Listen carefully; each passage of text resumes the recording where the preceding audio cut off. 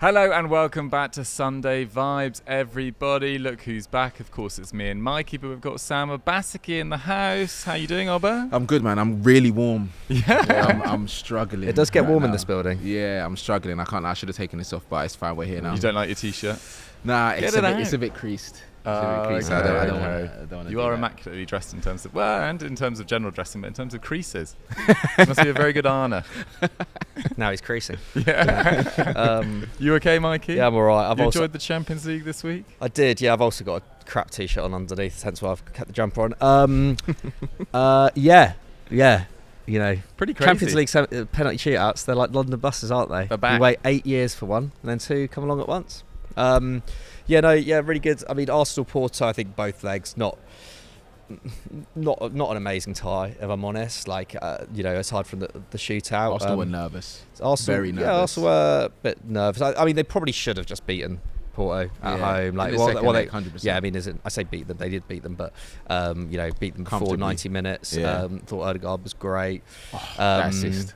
Yeah, unreal. You very eloquently talked about it on Sky Sports News. I tried my best. Yeah, what did you say? Languid. He's one of the greatest languid creators of the 21st century. I thought the best languid creators of the 21st century would have liked that goal. It felt so effortless, didn't it? Yeah, it was great. It was absolutely brilliant. And in a night where Saka didn't have his best performance, Odegaard really needed to step up. Also, I thought Saliba was quite shaky. No, but you know what it is? You can tell just the youth in the team when those type of games are happening. And also, like, the vibe of the Emirates. Obviously, it's been good in the Premier League when they're playing well and stuff, but can't lie, it was a bit shaky. Everyone, you could just tell the nerves were in the air. So, it's good that they got over the line, because obviously that's something that's been over their heads for, 14 years? That's a long time, you know? Really, Chelsea have won 5 European trophies in that time. I'm just saying. I'm just saying that in there. The first dig of the day. And did you watch any of last night's action between Inter, let's see. You know, we spoke a lot about Thuram and the type of striker he is, and the fact that Inter were able to get him for free and how well he's done. I think that game, not saying that everyone's going to regret the good words that they said about him, but that game was just like, just wanted more from him, man. Like, that could have really stamped that opinion, like, nah, that is one of the winning goal to get him through. Do you know what I mean? Yeah. But now that he missed those chances, I think the Lautaro Martinez big games record isn't great as well. And as soon as it went to penalties, I knew it let in one, man. I knew it. The masters of it. Props to Jan Oblak as well, because he's not had his best season, but like just goes to show, so much chat about like who's the best keeper in the world. Usually, like, it's between Alisson. Well, people often have talked about either Alisson or Courtois over the last few years. It's like Jan Oblak. Really, over the last decade, I think only Manuel Neuer can claim to be the best keeper of the last 10 years over Oblak. Like, he's so consistent. Well, I say consistent. Yeah, hasn't had his best season this season, but to step up in the penalty shootout like that. One fairly easy save, another not so. Like the second one, not so easy. What an absolute piece.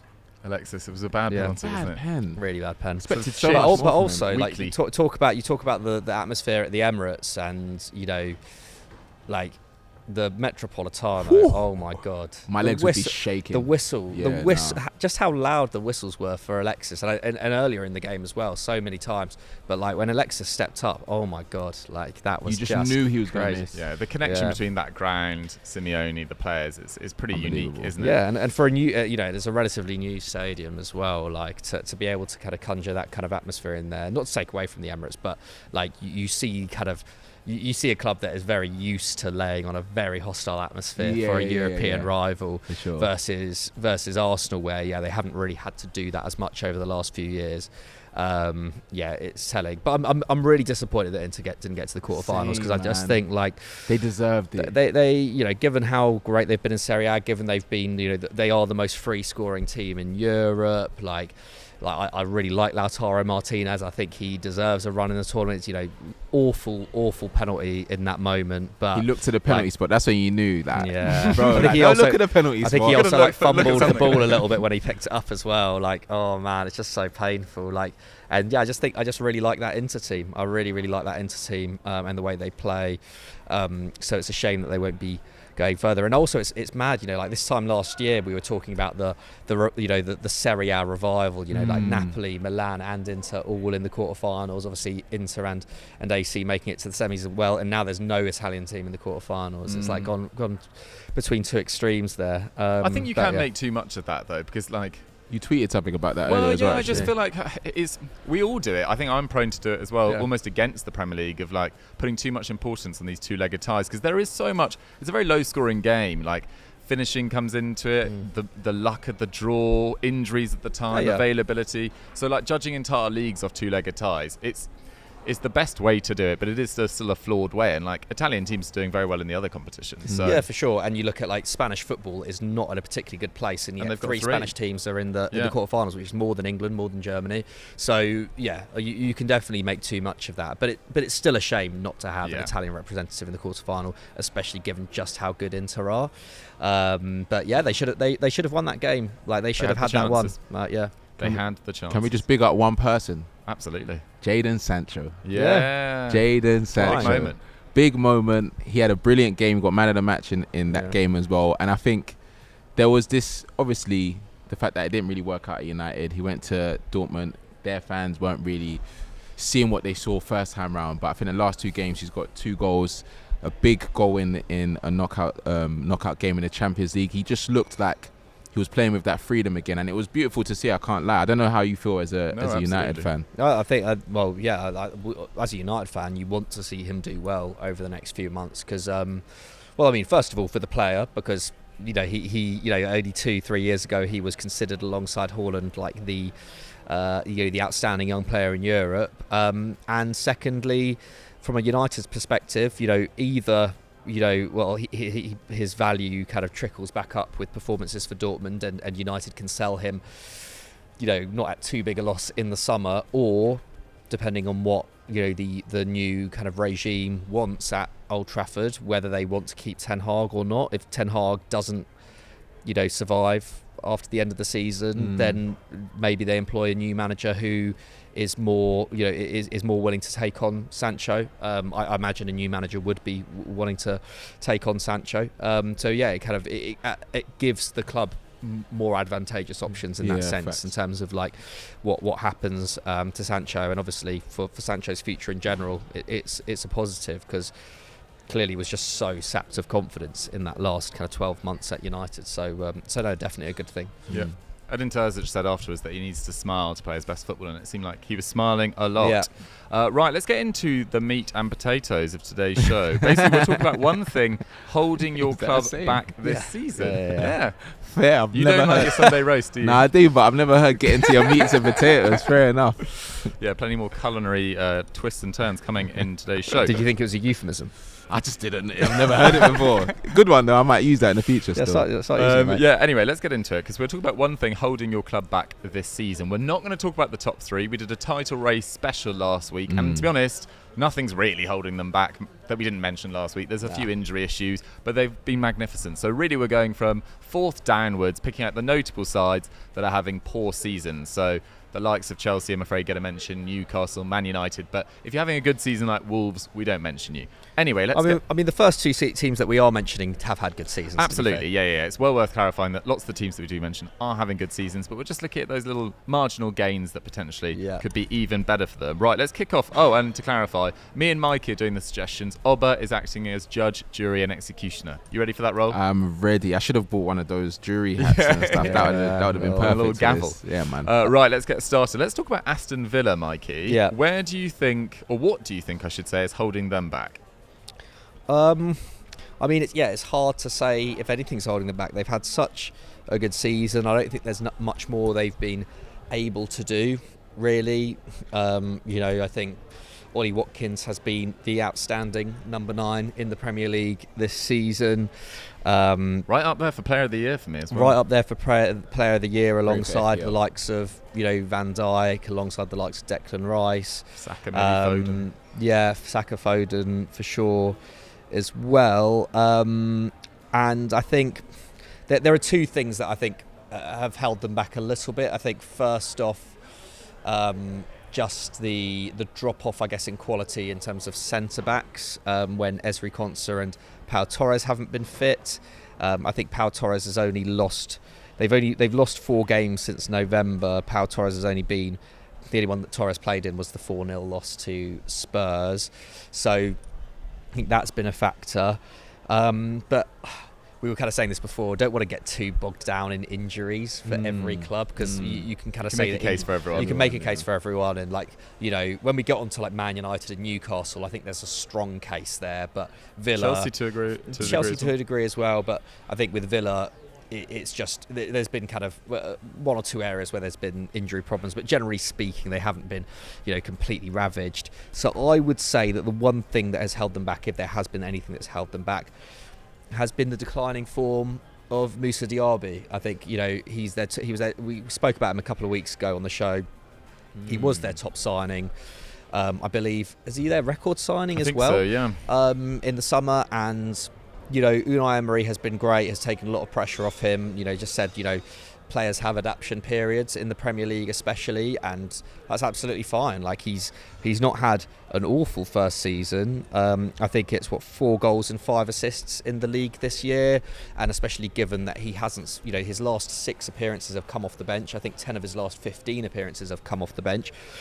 That's, you know, that's fine, and he, you know, him not getting into that first team is a result of him, you know, as a result of the other players around him, you know, just being better, I guess, or being more suited to the system as Emery sees it, which is fine when you're in a team which is going for the top 4 against the odds.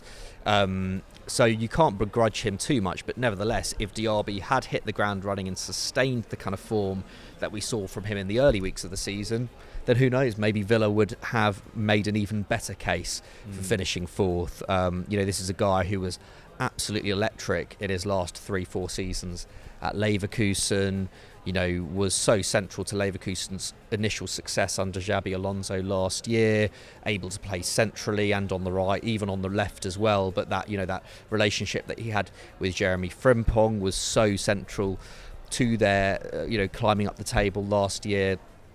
Aston Villa really punching above their weight to sign him. You know, this was a guy who was being looked at by Tottenham. This is a guy who was being looked at by Newcastle in particular. You know, a Newcastle side which had qualified for the Champions League, and they managed to get their hands on him. An amazing piece of recruitment, and I think one that will prove a really great piece of recruitment in the long term. I fully expect Diaby to explode next year, but you know, the shining star, like aside from Watkins in the Villa attack, has been Leon Bailey now, and I think in some ways you can kind of credit Moussa Diaby's acquisition a little bit for that, because when Diaby first came in and was playing centrally, it actually freed up a little bit Leon Bailey on the right in a way that we hadn't really seen before.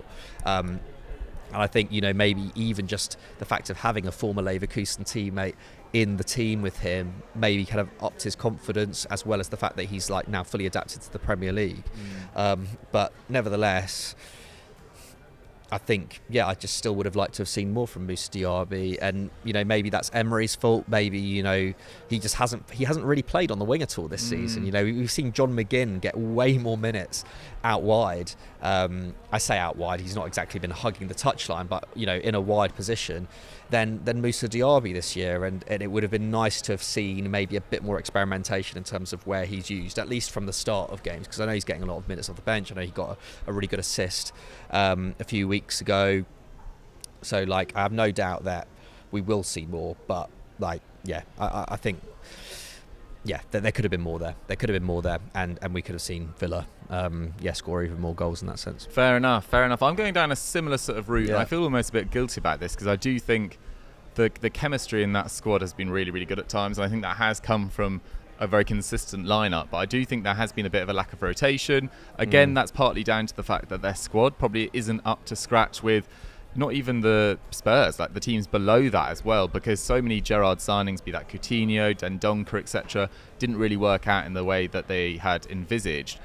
But 5 of their players have started 25 out of 28 league games. Spurs only have 3 that have done that. You know, 8 players have started 20 league games, only 6 for Spurs. Like, there are just more players in there that have played considerably more minutes, and there could have been a bit more rotation there. I mean, Diego Carlos is known for being injury prone, he hasn't actually missed a game with injury this year, but he's only played 13 Premier League games. Clement Longley took it till around December, I think around Christmas Day, for him to make his Premier League debut. Zaniolo his minutes have completely collapsed. I think he's played 13% of minutes since the middle of November. So it just feels like there could have been a little bit more rotation there. There has been injuries to key players. Previously Jacob Ramsey was a key player under Gerrard, early under Emery as well. He's kind of had some injury issues. So there is some sympathy there, but it does feel like... I think the Kamara injury has, it recently as well really changed the way that shape's worked, hasn't it? Yeah. They've been playing 2 up top pretty much exclusively. For sure. John McGinn's had to drop back into kind of a deeper role, and they're, kind of playing with left and right midfielders. And they have had a lot of things go against them recently, but they've lost 3 of their last 7 games since Christmas. In terms of points won since Christmas, they should be 8th, which is actually lower than Chelsea and between Everton and Brentford. So it's not like they've been brilliant recently, but they still deserve respect for being in the top 4, being in top 4 contention. But I think that is maybe something that they'll look at, more rotation. But then Emery's not really known for that in the league. So, but we've kind of got... They're kind of quite similar. Moussa Diaby's drop off, or maybe a lack of rotation. I think it has to be a lack of rotation. But the only reason I say that is because when you look at what Leon Bailey's doing for Aston Villa, I'd say that he's almost carrying his weight. So if Diaby, that was the whole reason.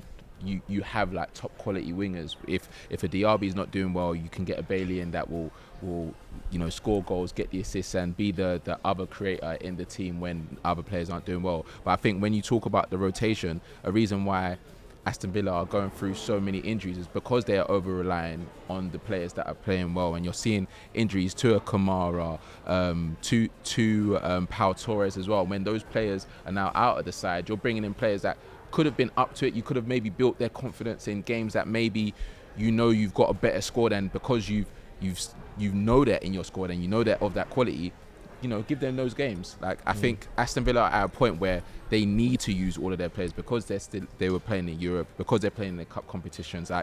You need to do that at that stage, and I think Emery was struggling with that, and now that he almost has been forced to do it, those players are maybe struggling with the pace of games. And Zaniolo, when he came in, we was like, okay, that's an interesting signing. We know he's got quality, but what can he do in this side? And we don't really see as much of him as we'd want to. Do you know what I mean? And I think if he was able to, give those players trust and use them without being forced to, he could have seen more of them. Yeah. I think there's a bit of recruitment in there as well. It's say with the Kamara injury, I know he's a very different player, but do you have to change the system that much if you trust Tielemans to play in a bit of a deeper role and still be able to free up John McGinn in a more advanced role? Emery could have done that, but he chose not to because he prefers to play Tielemans off the striker. I don't know. I feel like that doesn't seem like necessarily the best use of resources necessarily. I think, I absolutely love the job that Unai Emery's done there, but there are certainly still question marks over, how he actually uses the players at his disposal. I think that's probably what he needs to just get to the next stage. In terms of, obviously, they're still going to be fighting for that top 4 spot, but okay, you're getting to the finer stages of the season. You need to use your at the right time. Yeah, you need to get it. You need to get it right, because that 4-0 loss against Spurs at home, that's a damning loss. Any way you look at it, that's a big loss, and you have to bounce back from that, because players are going to start second guessing themselves. They've been going so well, almost not under the radar, but almost a team that everyone's saying, but you need to talk about Villa. When they were in the limelight and they had their home game against a team that is directly behind them, they failed. So it's Emery, what can you do to almost bridge that gap? Yeah, puts them under not pressure for tonight, but it'll be interesting to see what happens against Ajax. Of course, you'll know the result by that. Yeah. On the basis of their performances this season, you'd expect Villa to go through, but it'll be really, really interesting. Right, let's move on to Spurs. I think, we talk about Villa, but Spurs in many ways, I'll put them on a level with Villa in terms of one of the biggest surprise packages of this year, because I think Kane leaving, they signed Brennan Johnson, not really a like-for-like replacement. I think many people, including myself, had them 8th, 9th maybe. So to be in top 4 contention, I think favourites for top 4 now, on the basis of last weekend at least, is a really, really impressive feat. On the basis of their underlying numbers, they should actually been a bit lower, and I think a lot of Spurs fans would probably say that they haven't necessarily been at their best in 2024. But I think one of the errors they made in the summer, and they did rectify it in January with signing Dragoshin, but I think they should have signed 2 centre-backs in the summer. I think that period where Van der Ven was out and Romero was out really cost them. And Romero, I love Romero, and his discipline has got a lot better this year, but he's not someone you can rely on to not get suspended at different points this year. He also picks up the occasional injury, and Van de Ven seems to have recurrent hamstring injuries, at least on the basis of this season so far, which is unfortunate. But Spurs lost 2 of the 18 games that Van de Ven has played this year. Without him, it's been an absolute shambles. Their win percentage drops from 67% to 44%. And I know a lot of those games were also when Romero was out, but that's not really good enough if you want to not just be competing for top 4, because Postecoglou's made clear that he's not just there to qualify for the Champions League. He wants to push on Spurs, break that trophy hoodoo, and see how far they can go. I think the fact that Ben Davies was used there, Emerson was used there, it didn't feel like there was enough forward planning for what was not a clear eventuality, but something that you could see happening. Romero getting suspended/injured, Van de Ven picking up an injury, and Dragoshin has played a number of minutes now off the bench. Good luck to him. I'm sure he'll make an impact when he's there and settled. But the fact they were looking at Van de Ven and Tapsoba in particular, I think last summer, the Bayer Leverkusen centre-back who, on the basis of this season, made the correct decision in staying at Bayer Leverkusen, I think they should have signed another centre-back, especially with Ashley Phillips being brought in, only 18, being on loan at Plymouth. He's only started there recently. And I think they just left themselves short there. And it was a little bit of a mistake, because that was the most difficult point. I mean, in terms of what they do going forward, Ben Davies is out of contract in 2024. There's someone like Lloyd Kelly at Bournemouth who's out of contract this summer. Someone like Tosin at Fulham's out of contract this summer as well. That's a really good fourth choice centre-back option. I think they'd be brilliant. Yeah. And then for more of a wild card option, I was thinking about who they could go for. Mohamed Simakan at RB Leipzig can cover at right back and can cover at centre-back, and that would maybe mean that you could move on from Emerson Royale. And then I also found the name of a guy at Stuttgart who I actually didn't know that much about, but Waldemar Anton is a Stuttgart centre-back. He's been a regular there for the last 4 years. Stuttgart absolutely flying this year. Really high up in passes, progressive carries, progressive passes as well. So it feels like a Spurs-style centre-back. So that's maybe one to keep an eye on for the future. But I did feel like their centre-back recruitment last summer maybe left them a little bit short. I don't know whether you agreed with that, Mikey. Yeah, I went down a similar route, to be honest. It was lack of defence. In fact, it wasn't really just last summer, because I can understand why they didn't recruit another centre-back in many ways, because Eric Dyer was still at the club, and I think they wanted to get rid of him first before. I did forget about Dyer, to be fair. But and obviously he's now at Bayern Munich, due to move there permanently in the summer now, and obviously like you said, got in Dragoshin. But I do, well, first of all, I think on Postecoglou, I still think, I know he lost trust. He lost the trust, or Dyer lost the trust of Postecoglou, it seemed, in kind of November, after he kind of came in for Romero in that 4-1 loss to Chelsea, and then I think started the following loss to Wolves. But I still think he would have been a better choice than Emerson and Davies partnering each other in the following games, when Romero and Van de Ven were out. But I understand. I understand why they didn't go for a second centre-back last summer, because they just had so much other work to do. They had to secure the services of James Maddison. Obviously, Harry Kane left, and they had to get an extra cover up top. So I do understand why maybe they weren't prioritising it. I think really where they've messed up in this sense is just the lack of centre-back recruitment in general, over the last 7 years. They've signed, until they signed Romero on that permanent, over the last 7 years they've only signed 2 other centre-backs on permanent deals. That was Joe Rodon from Swansea for now £10 million back in 2020. Before that, it was Davinson Sanchez from Ajax back in 2017. Those are the only other centre-backs they've signed. That goes back to the peak Poch era. It just isn't good enough at all. It's just not good enough at all. And obviously, there was that period of seemingly no investment whatsoever. Those 2 years where they basically didn't sign anyone. Before kind of in the 2 years before Poch was relieved of his services. I think it's just a hangover from that. And even if they'd signed Dragic last summer, would he have got the game time that he deserved in the first half of the season? Not so sure. Like, it's not that much more of an adaptation period. Like you, I back him to be a success at the club. Like, he has been quite promising when he's played. I think he looks pretty good when he came on against Villa.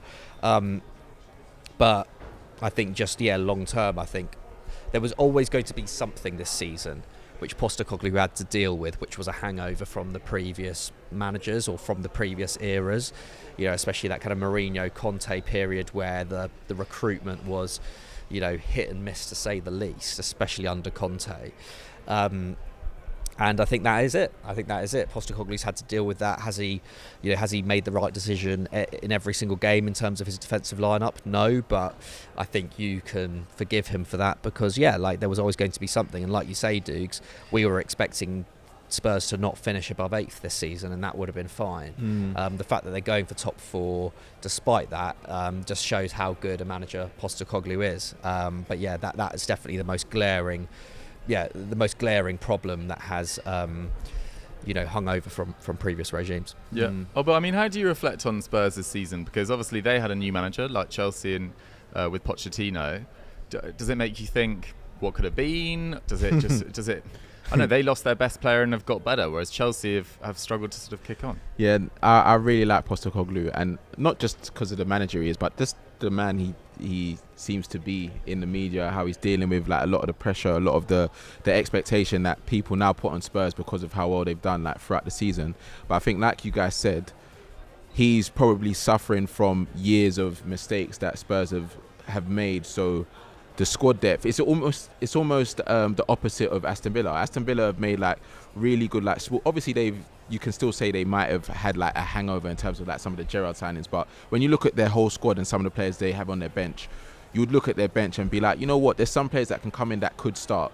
When you look at Spurs, for how Postecoglou wants to play, you're talking about Oporo leaving and then Emerson going in, Udogie getting injured, and then Davies playing out wide. Maddison leaving and maybe a Skip or one of those other midfielders playing in his place. And it's like these are the things that Postecoglou has to deal with. And yes, we can say they should have done more to get more centre backs in and maybe done more with the squad depth. But I think he's actually done a really, really good job with the squad that he has. Like, no one would have expected Timo Werner to not even have like I said it on one of the shows a few weeks ago, like I don't expect him to be like the greatest January signing, but to get a few goals and a few assists and to just maintain what Postecoglou's trying to do, that's all you can ask for him. And then he's going to be fighting for something. And I think even with Johnson as well, like he's a signing that it cost a lot of money, but at the same time he's almost getting into it now. He's starting to warm, and there was like not pressure, because I don't think, it's a weird one. Would you say Spurs have been under pressure to perform really? Maybe less so than normal because they've just lost their best player, I think. But I think like when you look at some of their players, it's just like, I feel like Johnson was playing with pressure. But I think Ange's done so well in saying like, oh, go and enjoy yourself. Like, do you know what I mean? Like you are a player that we know can work in the system. Now he's getting key goals, key assists as well with the young core that they have. I think Spurs are in such an incredible place, and they've done so well to get Ange at a point where no one would have expected him to work in the Premier League the way he is and be the type of manager he is. People were critical of the appointment. That always puzzled me. Like I like it always looked like a perfect, not perfect, but he always looked well suited to the Spurs job, and that's why I think like making comparisons with like say like Chelsea in particular, it's like, oh my God, that would be an awful career move for Ange Postecoglou to go to Chelsea. Like from set, like, you know, people talk about like, oh, you know, maybe, you know, could Man United lure him for Spurs again? Like, I think that's a terrible job for Postecoglou to take on. Maybe in 2 years' time it would be a good job, but imagine like Postecoglou taking the United job last summer. I mean, it wouldn't have happened anyway. But but I think Spurs. It's just a case of like that Spurs job suits him really well. It's a bit like when Pochettino went to Spurs. Like the leaders they lost as well. I mean, it wasn't just Kane. It was Larry leaving, Dara in mid-season. You know, that's a huge leadership vacuum. But getting Maddison in, I told you at the start of the season, he's going to be one of the signings of the summer because of the fact that he is just such a like, he's a character that everyone can fall in love with. The fans, the players. Became vice captain in a few weeks. Yeah, like, do you know what I mean? He's hit the ground running. I can't remember the last time I saw a player who was as comfortable with the media as well. Exactly, and that's what they needed. They needed that type of character that, you know, he comes out after defeats. He's not afraid to get into it with other players and talk about it in the media after. Do you know what I mean? It's not just about the players sometimes, it's about the personality, and I feel like he had the perfect mixture for what Spurs needed at the time of losing, like a Harry Kane. And also worked under a manager like Brendan Rodgers for so long as well, who, you know, in some way, there are similarities between Rodgers and Postecoglou, I think, as well, in terms of stylistically, in terms of their kind of fearlessness, in terms of their like stubbornness as well. I think there's again a really good profile of player to have been signed by Spurs, not just because of his Premier League experience, but like stylistically he suits coming into his peak as well. So much. But you talk about that as well. Like, I think it hits it hits our point home. Like, actually, Spurs squad wise, I think we actually underrated them at the start of the season. Like, their depth in attack is actually very good. Their depth in midfield and in attacking midfield is very good. Like, I don't think, you know, the drop off after Madison's injury could have been even bigger had someone like Kulusevski not actually stepped up and played in that 10 role like pretty admirably. Lascelles had a couple of good games as well. Like, you know, Basuma and Sarr obviously, you know, have missed a fair few games as well, and they were able to generally deal with that. It's only really been at centre back where they've been found out. And I think that's testament actually to their recruitment. It's just that they had neglected those defensive positions so much over the last few years that it was always going to bite them at some point. 100%. Right, I am worried for time because we do have a lot of teams to get through. So let's fire away with our next few. Mikey, you're the United fan. Yeah. What's holding you back this year? A few things. Let me just find it on. I forgot. Thought we were moving on to West Ham yet. Thanks, but Man United somehow are ahead of West Ham in the Premier League table. I mean, we can't not mention injuries, but I'll just skirt over them very quickly. Like, apart from Newcastle, United have had the most separate injuries this season. You look at, you know, the business that they did in the summer. Mason Mount has made just 4 Premier League starts. He last played a game in November. He may be back in the squad for Liverpool today, but highly doubt he starts in such a big game. In terms of that midfield, Casemiro, Mainu, Eriksen all had significant time on the sidelines. Ten Hag basically hasn't been able to field a first choice midfield, maybe since August, maybe ever if you count Mainu as part of his first choice midfield. Højlund couldn't play till September. He's had spells out with injuries since then as well. Malacia was due to return in January, but now is out for the season. In hindsight, the decision to let Sergi Reguilon cut his loan short, a bad one. There's been some errors. There's been some kind of cases of bad timing and information not being right at the time. Lisandro, Varane, Maguire, Lindelof all had significant time out too at the back. So Ten Hag has been dealt a poor hand in that sense. Not to say he hasn't made mistakes. The way, like the second half performance against Man City recently was really, really bad, and I think the manager has to take responsibility for that.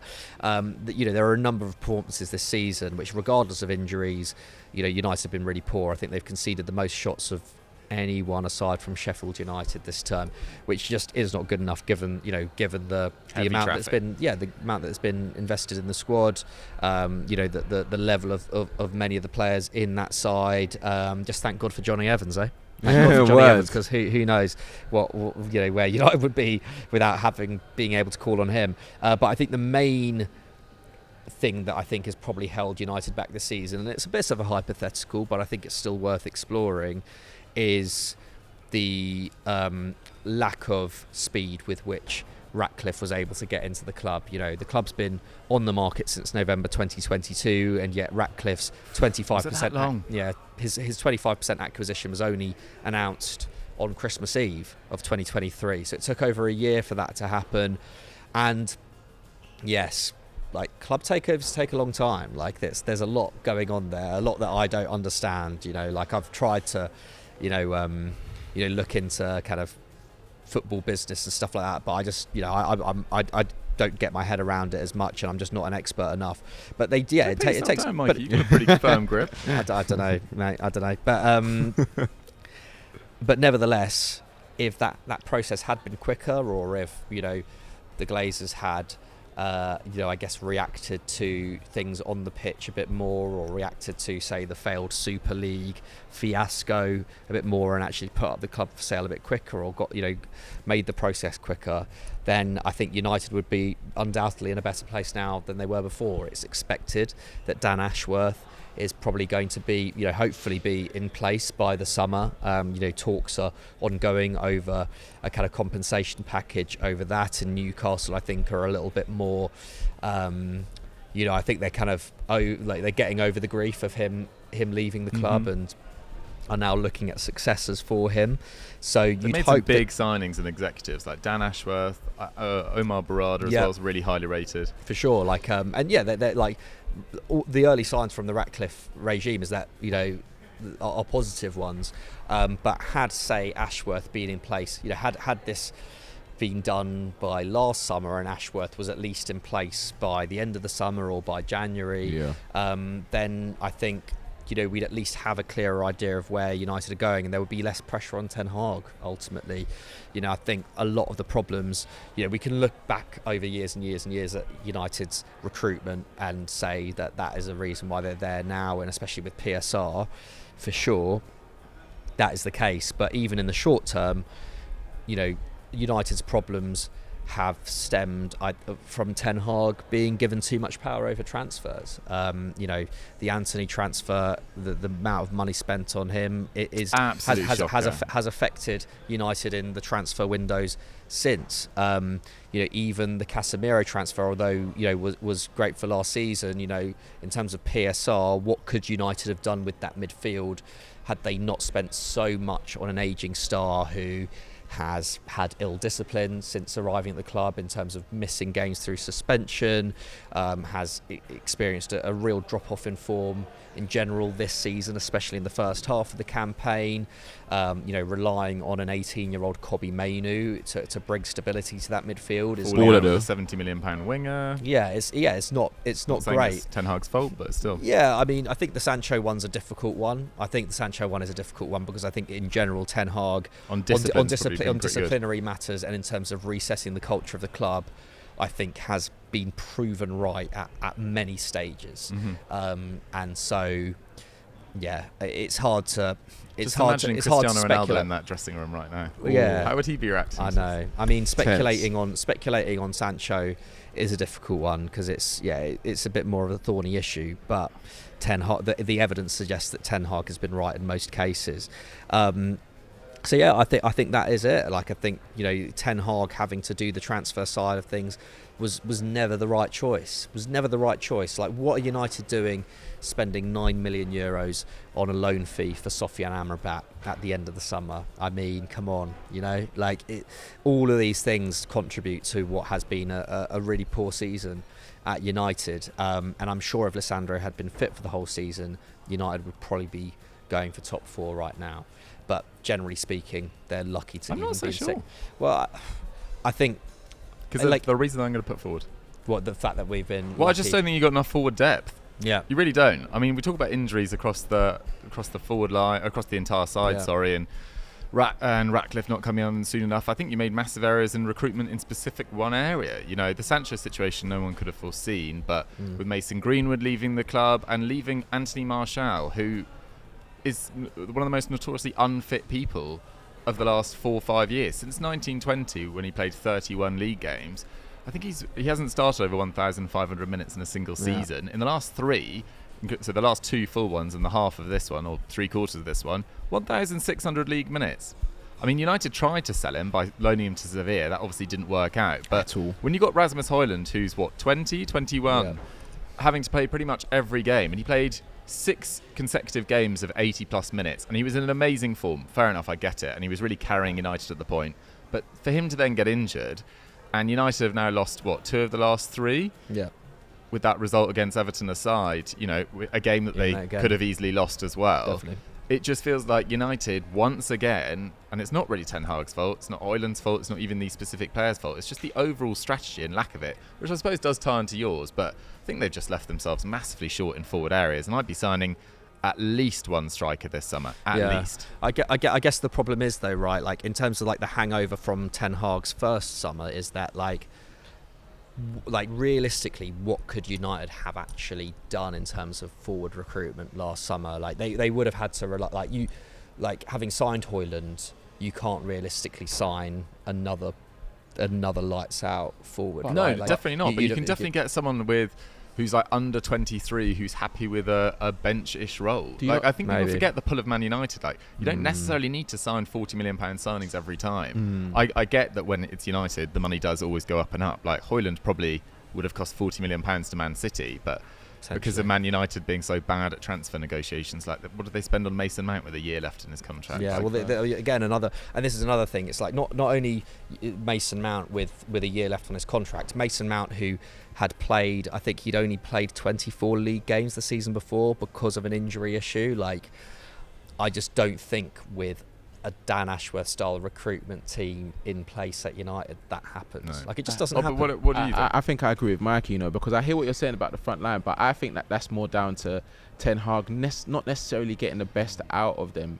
Like, I think when you see those forwards play, what we see in general, when there's young players in these type of teams and playing in the Premier League, it's difficult when there isn't like, and I'm not saying he's the worst tactician, because Ten Hag is a great manager, but I think he could get more out of the Garnachos, the Rashfords, the Diallos, the even the Antonys, the whole front line. I feel like he knows the strength of Højlund, he knows the strength of Garnacho, he knows that Rashford can score goals, he knows what Diallo done on loan and bringing him back in. Like, these are players that when you look at what they've been able to achieve, whether they be young or old, they can do something, but it just seems that there's no cohesion. But in terms of what Mikey's saying and the if Dan Ashworth was in from earlier, I think there could have been more of like a synergy with what Ten Hag thinks he needs from the squad, but also what the owners and the hierarchy believe is best for United. I feel like he might have neglected that side of things because he's had to deal with everything else. I'm not saying that obviously a manager you have to deal with a lot of things, but I just think that he could get more out of the forwards. I don't think it's just on them maybe needing a few more recruits. I think even Sancho, I didn't even mention Sancho, but these are players they are good players. But why is it not working? But then I think before the style has been injury, stinking at points. Garnacho was playing really well. Garnacho is playing really well. Yeah. Garnacho was playing really well before his injury. Højlund was as well. I feel like the players that he's got, except for Rashford, have generally done pretty well this year, except for Anthony, who might just be a little bit of a lost case. Like, I don't know. I just don't think he had enough resources there. But not together. Do you know what I mean? It's like in spurts. Like, Højlund has 6 games when he just scores back to back. Garnacho has a screamer here and there. Rashford had a few games where he scored screamers. But we're not talking about, did you see that link up play? Or have you seen the way Rashford, Højlund, and Garnacho as a front three were building chemistry. That was like they were building decent chemistry. And even Garnacho, like, I think even like Garnacho and Rashford at points have linked up well. They did against Everton, at least in the build up to that first penalty. But yeah, I kind of it's a difficult one. I think there's a ton of. Why is Diallo not playing? He was injured until. He was injured until fairly recently. Yeah. Like, I think he's struggled a little bit. But yeah, no. Again, like, I think Diallo should get minutes. But again, like, Garnacho's kind of found a place for himself on the right now. Yeah. So that's, I think, unfortunate timing. But yeah, I just think there's so many mistakes that get. It's a snowball, isn't it? That don't happen if you have a recruitment team in place who actually understand what Ten Hag needs and don't rely on him to kind of like try and feel his way in the market. For sure. That's why I'd be quite excited if I was a United fan. It does feel like the structure is getting put in place. Right, we do have quite a few teams to get through. We're going to have to do these much quicker. West Ham, let's talk West Ham. I think if you look at their stats, and I've got them here, 15th for possession, 14th for pass accuracy, 14th shots per game, 17th shots against, XG, one of the lowest in the 13th for XG, 17th for XG against. In terms of passes per defensive action, they're one of the lowest in the league.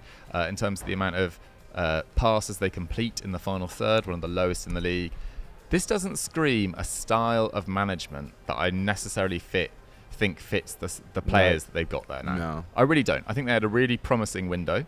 And look, James Ward-Prowse can do the Moyes job for sure. But Mohamed Kudus, Jared Bowen, Lucas Paquetá, like these are players that can really play. And I think West Ham's football could be much more entertaining. And look, we're filming this before the game against Freiburg. West Ham were obviously 1-0 down in that game.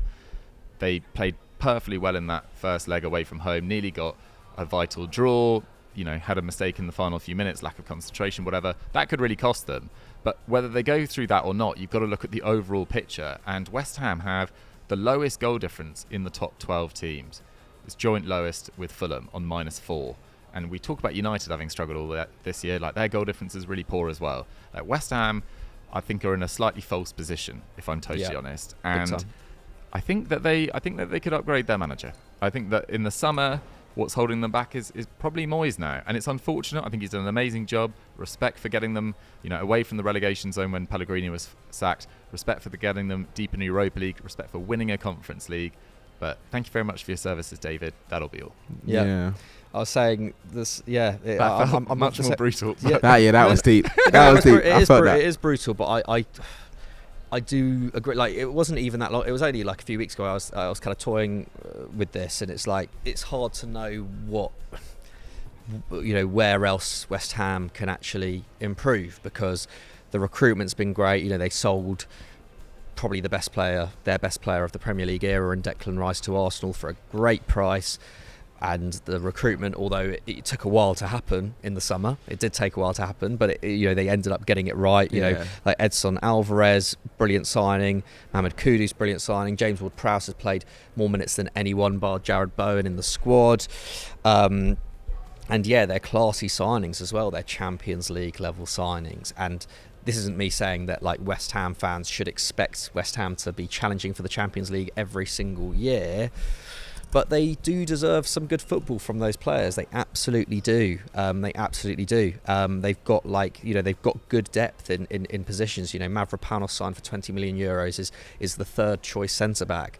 The recruitment has been so much better than what we kind of knew from West Ham in seasons before, especially during the kind of Pellegrini era and before then. And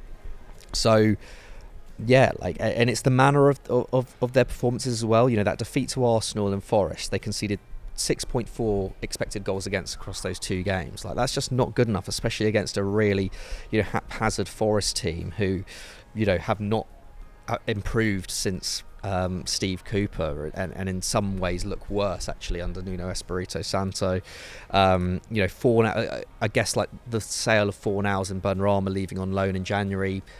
That doesn't help in terms of forward depth, but equally, like, is the choice to play Ben Johnson on the left wing against Arsenal, is that the right decision? Like, no. I guess, like, given that they are well within PSR regulations, maybe they could have invested a bit more in the squad in January. But yeah, the fact is that West Ham's playing style, I think, is to their detriment. Like you're saying, like, how is a squad of this level playing essentially relegation style kind of tactics? Like, they're I think it's only the relegation clubs who have a worse expected goals difference than West Ham. It's only the relegation clubs who are keeping less possession and creating less chances. That's it. I think only Sheffield United, Burnley and Forest are creating fewer chances than West Ham. And when you consider that West Ham are among the top teams in the league, I think they're the fifth best team for chances created from set pieces. What does that say about their open play chances? Like, it's really, really poor when you've got Paquetá and Mohamed Kudus, who are two of the best chance creators in the league. Like, at least on their day, in terms of what they're capable of. Like, Paquetá and Kudus are two really, really top chance creators. And of course, Bowen is one of the best goal scorers in the league as well. It does feel like it's time for West Ham to upgrade in that sense. I think we were talking about it a few weeks ago. Like, they should have been looking at someone like Oliver Glasner. I know there's talk of Tuchel. Like, I don't know whether they'd be able to have the pull to bring him in. But like, even someone like Bruno Genesio, who has a great record of playing really good attacking football in Ligue 1. Sarri is now out of a job.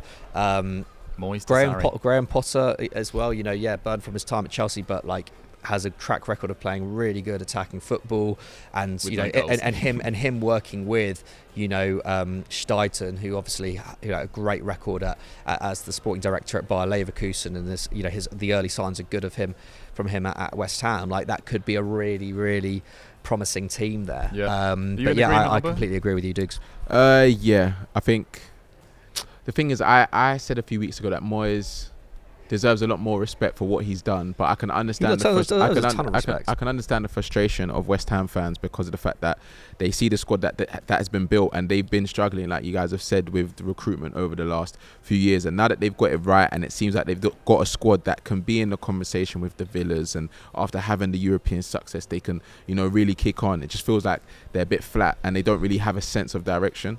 So I think a manager, I'm not saying now because I think that's harsh, I think he deserves to see out the season, but I think in the summer they have to think about who's available and see how best they can move forward with the players they have. Just to quickly touch on, just to finish off the point that we've been talking about, when you look at the areas of the pitch in which West Ham have control of possession, like the only area of the pitch in which West Ham actually, I think, enjoy more than 60% possession is the centre of their own penalty box.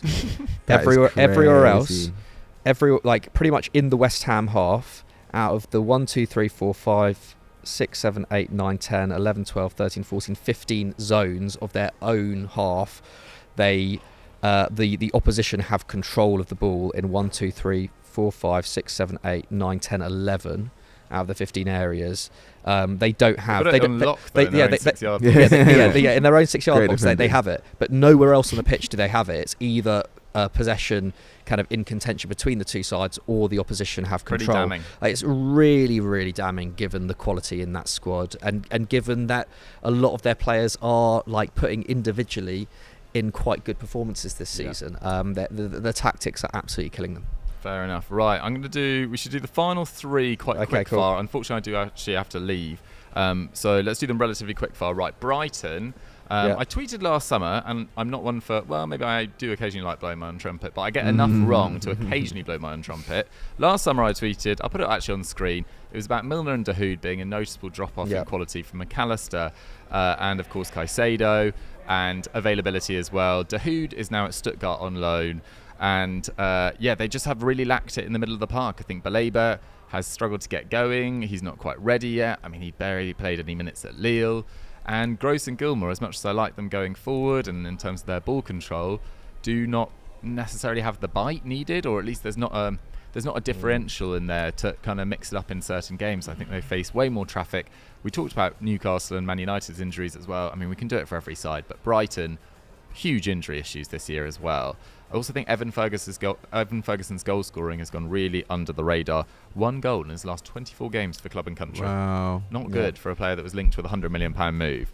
So that's my thoughts on Brighton. Mikey, what was your Brighton take? I think my Brighton take is, I guess, a more general one that, when you get your whole recruitment team taken by Newcastle first of all and then Chelsea, that's going to come back to bite you at some point. And when you look at the recruitment from last summer, midfield is where it's most glaring, of course, because that's where the big drop off has been. Well, I say that their midfield stats actually still look quite good. Like in terms of ball progression, they still rank in the top 5. Like they still actually rank among really the top 7. Like they're in terms of defensively, expected goals against, they rank in the top 4.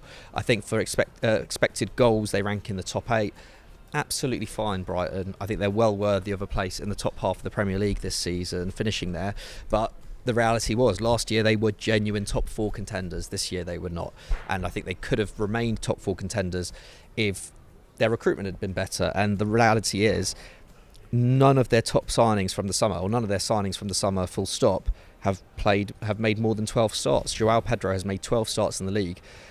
Balaba 9 starts, Verbruggen 13 starts, but out of their outfield players, João Pedro has the most. Igor 11 starts, Dahoud obviously 6 starts now at Stuttgart, Milner 11 starts, Fati obviously on loan, but not a lot of 3 starts. Injury problems, of course, continuing with him.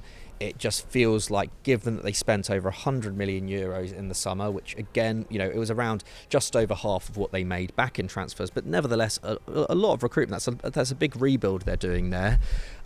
It just feels like transitional year for Brighton, and I think again a result of that very well established hierarchy that they had in place in terms of the recruitment. It feels like a transitional year. Sam Jewell going to Chelsea in November as well. So there's, again, there's going to be more turnover. So I think that it's just a hangover from that. It's understandable, but when you sell when you're a selling club like Brighton are, or a kind of buying and selling club, for profit club like they are. It does catch up with you at some point, and you've got to accept that there's going to be a season where you drop off a bit, and that's happened. We said that there might be a time where it backfires, and I don't necessarily think it's backfired to that certain extent, because they're still in in relegation trouble, are they? They're in a good position to finish the season respectively. And when you look at their team and the youth that they have, and the injury issues that they've had, and the fact that De Zerbi's obviously he's come out and said about some of the issues that they had, but I think he's dealt with this situation really well, because any other manager, yes, he's said a few remarks about, teams that have come in for his players and the youth in the team and wanting more, but from his history, we've seen a lot worse, you know what I mean? So I feel like there's been growth there. I think moving forward, I think they'll do a lot to keep him in this role, because we talk about transition and the position that he's in. He was linked with, Man City, if Pep Guardiola leaves, Liverpool, all of these big roles. It's going to be very difficult. There's a lot of vacancies it's going to be difficult to keep him when you're in such a transitional phase, and that these top clubs are going to come for him because of the football he plays. So I think that's going to be the biggest thing that they need to consider. I was talking to a Bayern fan on Twitter this week, and he said that if they don't get Xabi Alonso, De Zerbi's the club's second choice. Interesting. Which is crazy. Interesting. Which is crazy.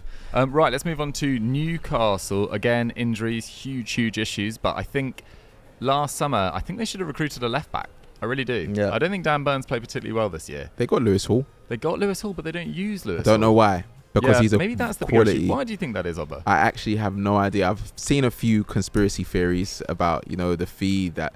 is it in installments or something? No, I can't remember exactly. I think it's something, if he doesn't play a certain amount, then he's not necessarily their player. Because it was with an obligation. Mm-hmm. I think that might have been with a certain amount of minutes. So, and when you're seeing him not play, when he's having injuries at left back, they're playing Livramento left back, when he's great left back, but he's clearly a right back. And Lewis Hall is a quality player. We spoke a lot about him, but when that transfer was happening, he's a Newcastle fan, his family Newcastle fans. Eddie Howe was happy about the signing. Everything seemed to be perfect. He played a few games and then he just stopped playing. Mm-hmm. I don't know. I actually don't know what it could be. If someone knows, give me a shout, because I'd genuinely love to know. But I think it might be that, I don't know if the conspiracy theory is right, but it does make sense if they are thinking about the money that they need to be spending in the summer. We've spoke a lot about PSR and FFP with Newcastle. It might be a position that they might think that they don't necessarily need that many. Dan Burn, they've seen he can play there. Livramento, he can play there as well. So they might be thinking of using that money elsewhere. But I don't have any clue why he's not playing. Fair. Mikey, what was it for you? I think more so than anyone else, Newcastle have been affected really badly by injuries, but I guess in hindsight, could they have recruited more smartly in midfield? I know the Tonali situation was unforeseeable. It was, unforeseeable in many respects. Should it have been foreseeable though? No, maybe. Well, I don't know, but equally was that money actually the best? Was Tonali the best use of that money anyway? Could they have recruited maybe a more creative presence in midfield? Could they have gone harder for James Maddison? Twitter. Oh my goodness! I know. Well, maybe not back then, and now I feel like I'm a bit more safe to do so in hindsight with the luxury of that. But do not criticise the Tonali signing. Yeah, I don't know. Newcastle, there isn't really in that squad a top creator. I know Anthony Gordon's been great on the left this year, but before this year that wasn't the case. I think Newcastle would benefit from having a central creator in that side, and they don't have one, and Tonali wasn't going to be that anyway. As it happens, they signed Tonali, they've not been able to use him. aside from 5 starts at the start of the season, and that has cost them. Like the midfield injuries have been really brutal to them, and I know they've made do, but it's like, again, like a bit like United with Kobbie Mainoo, it's like, here's 17-year-old Lewis Smiley to save the day. It's like, that's not sustainable.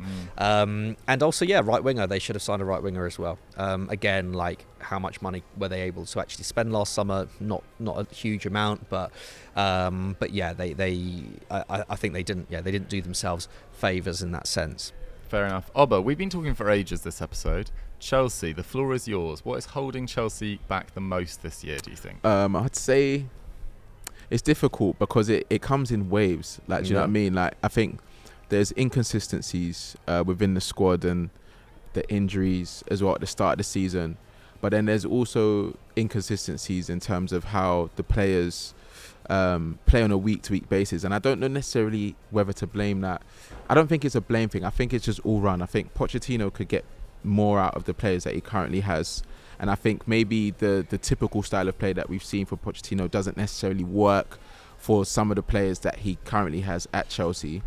But then when you look at some performances this season, I've said it in the chat, we've been great. We were great against City. We were great against Arsenal, you know what I mean? But then you have games like the one against United, like the one against Wolves, and it's like that's a completely different team.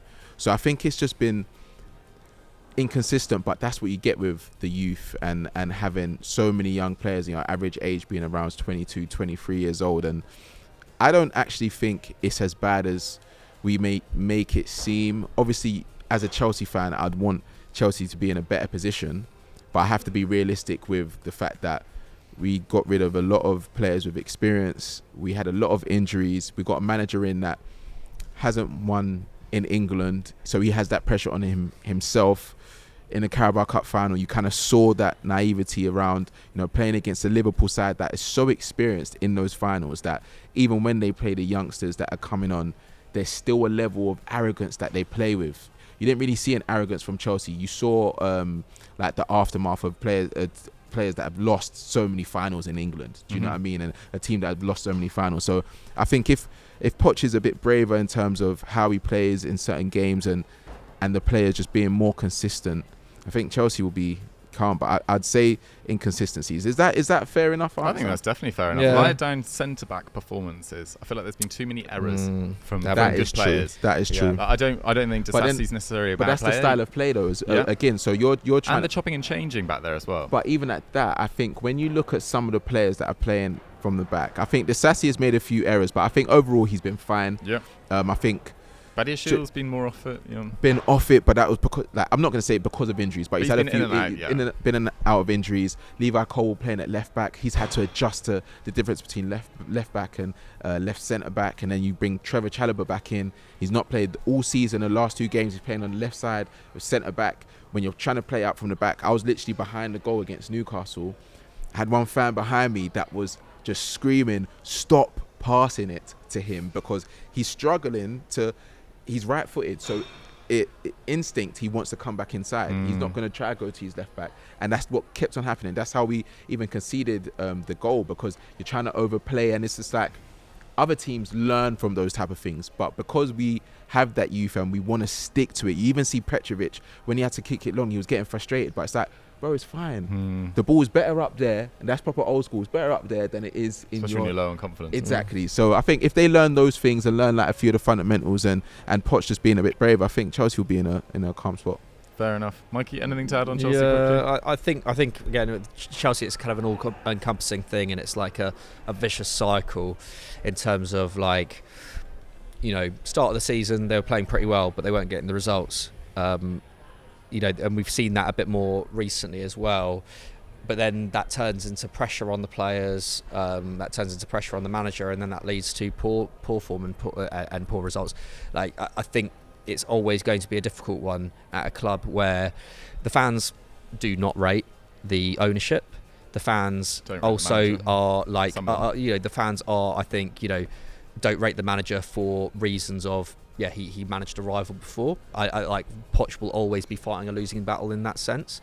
You remember when like Benitez went to Chelsea and like won them a Europa League despite having calls to sack him every week. Like, it's always going to be really, really difficult when there is just that atmosphere at the club. Like, you can compare to... I think Chelsea is unique in that sense. You talk about like United in terms of the pressure that comes with that job, and that there is pressure for different reasons at United or at Arsenal, where like the atmosphere can become toxic as well. But with Chelsea, it feels quite unique. You have a fan base that were very used to a previous ownership where chopping and changing managers worked. Now you have that fan base still a bit instilled in to a certain extent. To a certain extent. But the general feeling though is just a bad one. Like, it is just a bad one. Like, I think, but that's what I'm saying. I think it's just an identity thing. I think if Chelsea were able to have, because it's something that we've been missing for like the last 18 months. If you look at the team and you say, okay, cool, we know how we want to play. We know we're going to lose certain games, even playing this way, but we believe in where we're going. I think that where Chelsea is struggling, Chelsea fans are struggling, is that they don't necessarily see like a consistent style of play. They don't know what to believe. They don't know what team's going to come out. Is it going to be the team that we saw against City when it was 4-4, even when it was 1-1, or is it going to be the team that we saw at Old Trafford when we lost? It's like, if there was a consistency in the performance and in how we were playing, I think fans would be fine with that. But it's just the fact that you see a bad performance and then you hear certain comments and it's like, that's not how, we're not expecting you to win the trophy, like being top 4. Like at the start of the season, I said, top 4, we should get that, because pre-season I was gassed. As the season started going, I said, okay, a European spot. Then you land yourself in 11th and 10th and always teetering that line. And it's like, if you're not able to get consistent wins, even if you have 2 good performances, if you have a loss, you're in crisis again, because you're still 10th. You're still 11th. Do you know what I mean? Brighton went like 4 weeks or 5 weeks without a convincing win, but it was still like 8th. So no one's really saying much. Chelsea's different. So I think if he was able to get the team into a position where you can see that progression, I don't think it would be as extreme. Would you say then that there hasn't been a clear style of play from Pochettino then? Yeah, no, it's been inconsistent. I've seen games where I kind of thought I knew, but then I've seen games where I'm like, okay, like, what's going on here? Let's go on. Yeah, interesting. Because I feel like they rank very well in terms of like pressing, like in terms of like all round attacking play. Like, Chelsea do rank pretty well. Like, Nicholas Jackson I think has had a pretty good scoring season. Cole Palmer has obviously been brilliant. Like, where would they be without him? But yeah, I don't know. Like, here we go. Yeah, like, I don't know. I just like, if there's one thing that's not holding back this Chelsea team, I really don't think it's the manager. Like, I do think Pochettino has done a pretty good job, personally. Guys, thank you so much for watching this week's Sunday Vibes. A real walk down most of the table, at least a halfway or so. Hope you guys enjoyed it. If you did, make sure you like and subscribe as well. You can catch Oba all across Sky Sports. We'll be back on Monday with Monday Vibes, reviewing the FA Cup action and a few Premier League fixtures too. Catch you then.